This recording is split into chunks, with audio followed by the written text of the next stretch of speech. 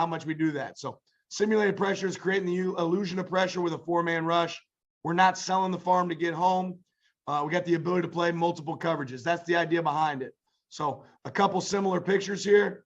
You know, one of them's your old school, hey, we got a 4-man rush, right? And we got 7 guys in coverage, right? Your other one is, hey, we're bringing a 4-man rush with non-traditional people, somebody out of the box, and still getting to your traditional 7-man coverage. So quick look.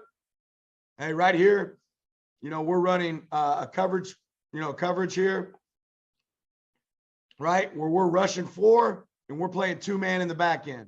Nothing special, right?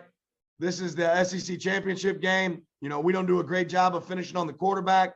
He takes off and runs, and you would like to go back and do this all over again. You know, when you see us play these same guys, play Alabama in the championship game, we were much more aggressive in our pressure pass and how we tried to finish with these guys. But we were trying to play coverage this game. I ended up being the wrong plan. All right. Well, now, coming back in the national championship, we tried to create the same illusion, right? Looks like a blitz, looks like we're bringing a lot of people, and we did blitz a bunch in this game. But now it looks like the illusion of pressure. But at the end of the day, if we all look at it, you can see we really got 1, 2, 3, 4 guys in the rush, right? And we're getting to a 7-man coverage again. And we're playing, at the end of the day, we're playing 3 deep zone, middle field player, right? Hook to curl flat defender, right? Strong hook, weak hook, right? And at the end of the day, we still got our outside backer, our jack backer on the back. So we got what we wanted from a protection standpoint, right? We're able to play clean coverage in the back end, right? And you know what? This is a simple concept that we ran the entire season. Alabama knew we ran it. We knew we ran it, but it still creates confusion for the quarterback, makes him, jack the ball, and creates a little bit of him being uncomfortable in the pocket, and gives us an opportunity to take advantage of them.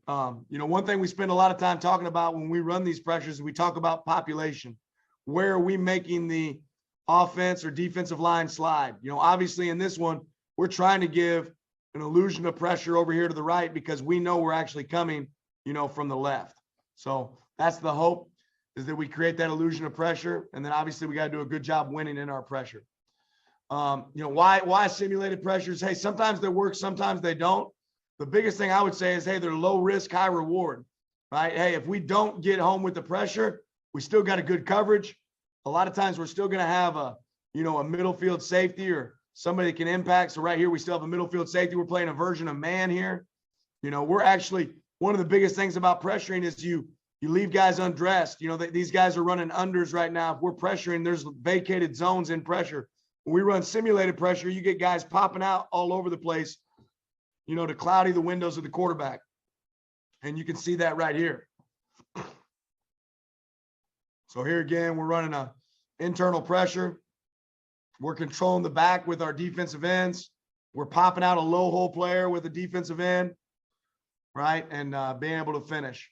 I also like the fact that simulated pressures can attack and dictate protections. Now, I'm just going to show the butt shot here. We get an idea where guys are sliding, what their rules are. But ultimately, all you're seeing here from the butt shots, you can see Auburn's making some communication up front.